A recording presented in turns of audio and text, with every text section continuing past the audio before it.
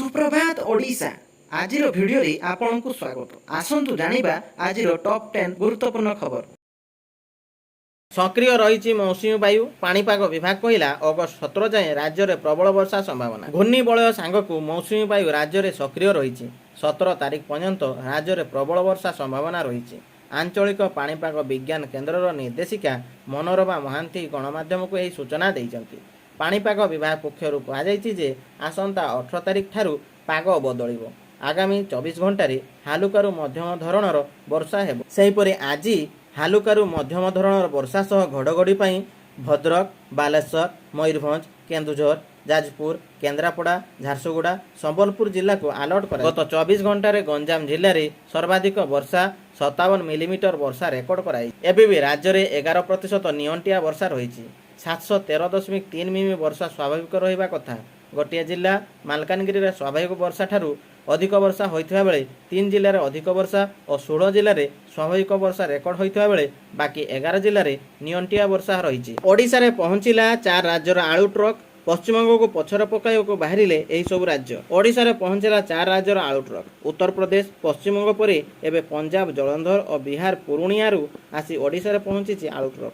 उत्तर प्रदेश सहित पंजाब और बिहार आलू मार्केट रे पहुंचा पर आलू बिकवा को आरंभ होइछि तीव्र प्रतिद्वंदी। एबे पश्चिमबंग को पछरे पकाइବାକୁ बाहरिलेनी यूपी, पंजाब और बिहार आलू व्यवसायी। ओडिशा बड़ खाउटी मार्केट होइथिबारु एठारे आलू व्यवसायी करने एसबू राज्यर व्यवसायी आग्रह देखाई। ओडिशा रे बेंगल आलू बंद हो गले भी यूपी ओडिशार परमानेंट आलू जोगाणकारी राज्य है बोली कहिसंती सेठाकर आलू व्यवसायी। सेपटे पंजाब और बिहार आलू बेपारी मध्य ओडिशा को आलू जोगाइବାକୁ राजी अछंती। ओडिशा व्यवसायी भी एहाकु नहीं बेस खुशी अछंती। सेमानक कहवा कथा कंपिटिशन हेले दीदी मनमानी चलिबो नाही। एसबू भितरे काहेकि पश्चिमबंग ओडिशा को आलू ट्रक छाडुनी, काहेकि सीमारे नाका लगाई आलू ट्रक अटकाउची, पश्चिमबंग पुलिस तार प्रकृत कारण जानिबाको चेष्टा करितला।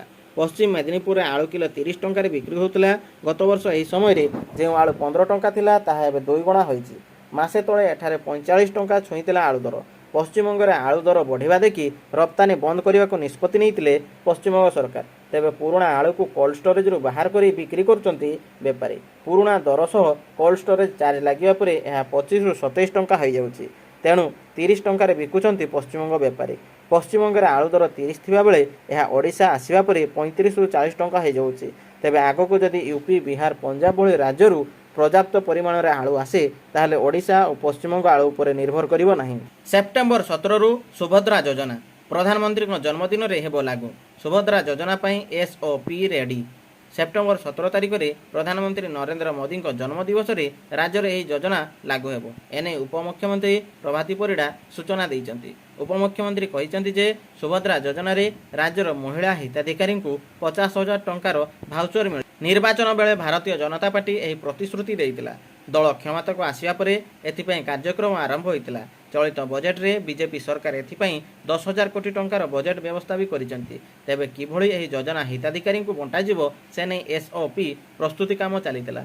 एबे एहार एसओपी प्रस्तुत सरिछि। सेप्टेम्बर 17 तारिख में प्रधानमंत्री नरेंद्र मोदी जन्मदिवस रे एही योजना को राज्य में लागू करा जिवो। एहा पूर्वरु एसओपी रे आउ कोन परिवर्तन हेबो कि काटछाट हेबो से नै लोकमानक मतामत लड़ा जाइछि बोली प्रभाती परिड़ा गणमाध्यम को सूचना देइचंती। एथिपई 10 जिलार जिलापाल को सुभद्रा योजनार एसओपी उपरे लोकंक मतामत नहीं सरकार को पठाइबाकू निर्देश दिया जाए। लोकंक फीडबैक आधार रे एसओपी रे आवश्यक परिवर्तन होई लोकंक एही योजना रे सामिल करा जाओ बोली सूचना मिली। प्रकाश पाइला विज्ञप्ति मादक द्रव्य रे सामिल हैला भांग।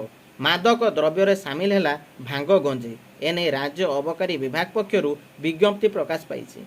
Odisha excise act 2008, Odisha act 10 रो 2013 रो धारा 2टी द्वारा दिया जाइतिबा क्षमता को व्यवहार करी राज्य सरकार भांग मादक द्रव्य भावे घोषणा करिछ। विभाग पक्षरु कहा जाइछि जे एहाकु खाद्य और पानीय रे मिसाई एक मन उत्तेजक औषध भावे व्यवहार करा जाय। फଳରେ ଏହା ବିଶୃଙ୍ଖଳା, ଶତ୍ରୁତା, ବିକୃତି, ମତିଭ୍ରମ ଏବଂ ଚିନ୍ତା ଶକ୍ତି ହରାଇବାର କାରଣ ହୁଏ। ପୁରାଣ ଯୁଗରୁ ଭାଙ୍ଗର ପ୍ରଚଳନ ଭାରତରେ ଅଛି ଓ ଏହା ଉତ୍ତର ଭାରତୀୟ ସଂସ୍କୃତିର ଏକ ଅଂଶ।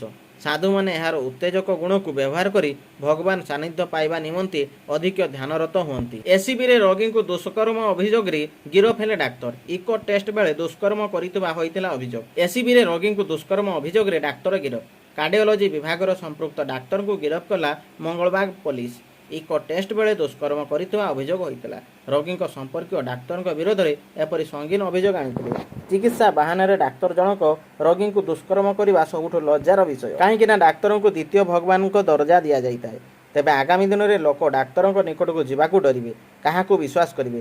ଯିଏ ଲୋକଙ୍କ ନିଶ୍ୱାସ ଫେରାଇ ଦିଏ, ସିଏ ଏପରି କରିଲେ ଲୋକେ କାହାକୁ ବିଶ୍ୱାସ କରିବେ? ତାକୁ ନେଇ ସାଧାରଣ ପ୍ରଶ୍ନ ହୋଇଛି। 6 ଲେନ୍ ହେବ ଭୁବନେଶ୍ୱର ପୁରୀ ଜାତୀୟ ରାଜପଥ।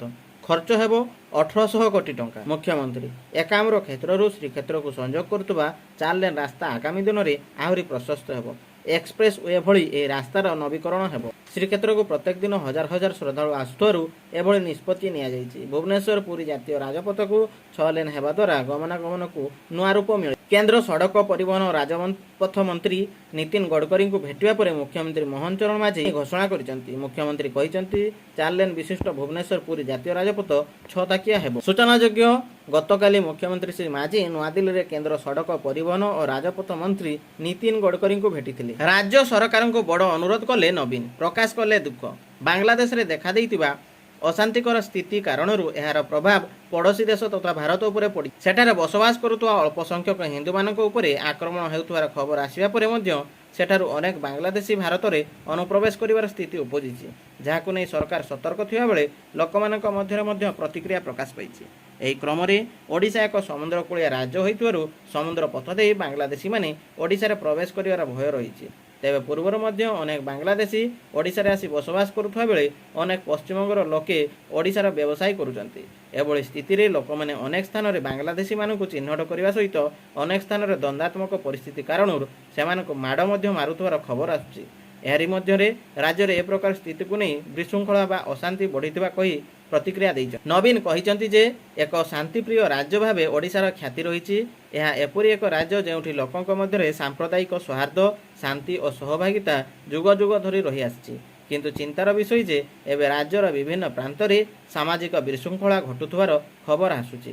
ଅନେକ ଗୋଷ୍ଠୀ ଓ ପୀଡ଼ିତ ନାଗରିକ ମୋତେ ଭେଟି ସେମାନଙ୍କ ଦୁଃଖ ଜଣାଉଛନ୍ତି। ସେମାନେ ଆକ୍ରମଣ ଓ ବିଦ୍ୱେଷର ଶିକାର ହେଉଥିବାର ଦୁଃଖ କଥା କହିଛନ୍ତି। ମୁଁ ସମସ୍ତ ସମ୍ପ୍ରଦାୟକୁ ନିବେଦନ କରୁଛି ଯେ ସେମାନେ ଓଡ଼ିଶାର ଭାବମୂର୍ତ୍ତି ତଥା ଗାରିମା ରକ୍ଷା କରନ୍ତୁ। ଏକ ଶାନ୍ତିପୂର୍ଣ୍ଣ ରାଜ୍ୟ ଭାବେ ଲୋକଙ୍କ ଧନ ଜୀବନର ସୁରକ୍ଷା ସହ ଆଇନ ଶୃଙ୍ଖଳା ବଜାୟ ରଖିବା ଦିଗରେ କାମ କରନ୍ତୁ। ଅବଡ଼ା ଯୋଜନାରେ ଅଧପନ୍ତରିଆ କାମ, ନିର୍ମାଣ ହୋଇନି ସଙ୍ଗମ ପାର୍କ ସ୍ଥଳ, ଅନିଶ୍ଚିତତାରେ ରଘୁନନ୍ଦନ ପାଠାଗାର। 2019 ନିର୍ବାଚନ ପରେ ପୂର୍ବ ସରକାର ଶ୍ରୀକ୍ଷେତ୍ରରେ ଅନେକ ପ୍ରକଳ୍ପର ଆରମ୍ଭ କରିଥିଲେ। ଏଥିପାଇଁ କୋଟି କୋଟି ଟଙ୍କା ରାଜସ୍ୱ କୋଷରୁ ଖର୍ଚ୍ଚ କରିଥିଲେ। ପ୍ରକଳ୍ପରୁ ବା ନେବାକୁ ଭରପୁର ଉଦ୍ୟମ ବି କରିଥିଲେ, ହେଲେ ଗ୍ରାଉଣ୍ଡ ଜିରୋରେ ସ୍ଥିତି ସମ୍ପୂର୍ଣ୍ଣ ନିଆଁ। ଅଧିକାଂଶ ପ୍ରକଳ୍ପ ଅଧା ପନ୍ତରିଆ ହୋଇ ଐତିହ୍ୟ ନଗରୀର ଐତିହ୍ୟ ଭାଙ୍ଗି ପ୍ରକଳ୍ପ ପରେ ପ୍ରକଳ୍ପର ରୂପରେଖ କରିଥିଲେ ତତ୍କାଳୀନ ସରକାର। ପାଣି ଭଳି ଟଙ୍କା ଖର୍ଚ୍ଚ କରିଥିଲେ। 3200 କୋଟିର ବ୍ୟୟବରାଦକୁ 2019ରେ ମିଳିଥିଲା କ୍ୟାବିନେଟ୍ ମଞ୍ଜୁରୀ। ଅନୁଦାନ ରାଶିକୁ ପରେ 4200 କୋଟିକୁ ବୃଦ୍ଧି କରାଯାଇଥିଲା। ସେହି ଟଙ୍କାରେ ଶ୍ରୀକ୍ଷେତ୍ରର ବିକାଶ ନାଁରେ 19 ମଠ ଓ ଐତିହ୍ୟ ରଘୁନନ୍ଦନ ଲାଇବ୍ରେରୀ ଭାଙ୍ଗି ଦେଇଥିଲେ। ତାପରେ ଶ୍ରୀମନ୍ଦିର ପରିକ୍ରମା ପ୍ରକଳ୍ପ ନାଁରେ ଶ୍ରୀମନ୍ଦିର ଚାରିପାଖରେ ନିର୍ମାଣ କାର୍ଯ୍ୟ କରିଥିଲେ। କିନ୍ତୁ ଶ୍ରୀକ୍ଷେତ୍ରରେ ବିଜେଡି ସରକାର ଆରମ୍ଭ କରିଥିବା 22 ପ୍ରକଳ୍ପରୁ ଅଧିକାଂଶ ପ୍ରକଳ୍ପ ଏବେ ବି ଅଧା ପନ୍ତରିଆ ହୋଇ ରହିପଡ଼ିଛି। ଖାଲି ସେତିକି ନୁହେଁ, ଅନିଶ୍ଚିତତା ଭିତରେ ରହିଛି ଐତିହ୍ୟ ବହନ କରୁଥିବା ରଘୁନନ୍ଦନ ଲାଇବ୍ରେରୀ ଓ ସଙ୍ଗମ ପାର୍କିଂ ଭଳି ପ୍ରକଳ୍ପ। ସେତେବେଳେ ଏହି ପ୍ରକଳ୍ପକୁ ନେଇ ଡିଣ୍ଡିବ ପିଟୁଥିଲେ ତତ୍କାଳୀନ ବିଜେଡି ସରକାର। ସପ୍ତାହରେ 2 ଥର ପୁରୀ ଆସି ଏହାର ସମୀକ୍ଷା କରୁଥିଲେ ବିଜେଡିର ନମ୍ବର 2 ନେତା ପାଣ୍ଡିଆନ। ନିର୍ମାଣ କାର୍ଯ୍ୟ ସରିବା ପୂର୍ବରୁ ଶ୍ରୀମନ୍ଦିର ପ୍ରକଳ୍ପର ତରବରିଆ ଭାବେ ଉଦ୍ଘାଟନ କରିଥିଲେ ନିଜେ ମୁଖ୍ୟମନ୍ତ୍ରୀ ନବୀନ ପଟ୍ଟନାୟକ। କିନ୍ତୁ ନିର୍ବାଚନ ଫଳାଫଳ ଆସିବା ପରେ ଧୀରେ ଧୀରେ ଖୋଲୁଛି କେଳେଙ୍କାରୀର ଗୁମର। ପ୍ରକଳ୍ପ ନାଁରେ କୋଟି କୋଟି ଟଙ୍କା ଦୁର୍ନୀତି ହୋଇଥିବା ଅଭିଯୋଗ ହୋଇଛି। ତେବେ ମୋହନ ସରକାର ଓ ଶ୍ରୀମନ୍ଦିର ନୂଆ ମୁଖ୍ୟ ପ୍ରଶାସକ ଏସବୁର ତଦନ୍ତ କରି ପ୍ରକଳ୍ପକୁ କାର୍ଯ୍ୟକୁ ଆଗେଇ ନେବାର ଆବଶ୍ୟକତା ରହିଛି ଏବଂ ଦୁର୍ନୀତିରେ ସମ୍ପୃକ୍ତ ଥିବା ଅଧିକାରୀ ରାଜନେତାଙ୍କ ବିରୋଧରେ ଦୃଢ଼ କାର୍ଯ୍ୟାନୁଷ୍ଠାନ ନେବା ପାଇଁ ଦାବି ବଢ଼ିବାରେ ଲାଗିଛି। ଶେଖ୍ ହସିନାଙ୍କ ବିରୋଧରେ ହତ୍ୟା ମାମଲା ରୁଜୁ। ବାଂଲାଦେଶ ଗଲେ ଜେଲରେ ବିତାଇବାକୁ ପଡ଼ିବ ଜୀବନ। ବାଂଲାଦେଶର ପୂର୍ବତନ ପ୍ରଧାନମନ୍ତ୍ରୀ ଶେଖ୍ ହସିନା କମୁନି ତାଙ୍କର ଅଡ଼ୁଆ। ଏବେ ହସିନା ଓ ଅନ୍ୟ 6 ଉପରେ ରୁଜୁ ହୋଇଛି ହତ୍ୟା ମାମଲା। ଗ୍ରୋସରୀ ଦୋକାନ ମାଲିକଙ୍କ ମୃତ୍ୟୁ ମାମଲାରେ ହସିନା ବିରୋଧରେ ରୁଜୁ ହୋଇଛି ମାମଲା। ଗ୍ରୋସରୀ ଦୋକାନ ମାଲିକ ଅବୁ ସୟେଦଙ୍କ ମୃତ୍ୟୁ ଢାକାର ମହମ୍ମଦପୁରରେ ହୋଇଥିବା ହିଂସାକାଣ୍ଡ ବେଳେ ହୋଇଥିଲା। 19 ଜୁଲାଇରେ ପୁଲିସ ଗୁଳିରେ ଅବୁ ସୟେଦ ପ୍ରାଣ ହରାଇଥିଲେ। ହସିନା ବିକ୍ଷୋଭକାରୀଙ୍କୁ ଦମନ କରିବା ପାଇଁ ଗୁଳିମାଡ଼ ନିର୍ଦ୍ଦେଶ ଦେଇଥିବାରୁ ତାଙ୍କ ବିରୋଧରେ ପ୍ରଥମ ଥର ହତ୍ୟା ମାମଲା ରୁଜୁ କରାଇ। କୁହାଯାଉଛି ଯେ ଏବେ ଯଦି ହସିନା ବାଂଲାଦେଶ ଫେରି ଯାଆନ୍ତି ତେବେ ତାଙ୍କୁ ବାକି ଜୀବନ ଜେଲରେ ରହିବାକୁ ପଡ଼ିପାରେ। ହସିନାଙ୍କ ବ୍ୟତୀତ ତାଙ୍କ ଦଳ ଆୱାମୀ ଲିଗ୍ର ସାଧାରଣ ସମ୍ପାଦକ ଅବଦୁଲ କାଦିର, ପୂର୍ବତନ ଗୃହମନ୍ତ୍ରୀ ଆସାଦୁ ଜାମନ ଖାନ କାମା, ପୂର୍ବତନ ଆଇଜିପି ଚୌଧୁରୀ ଅବଦୁଲ୍ଲା ଅଲ ମାମୁନ ଓ ହାରାନୁର ରସିଦଙ୍କ ନାଁରେ ହତ୍ୟା ମାମଲା ରୁଜୁ କରାଯାଇଛି।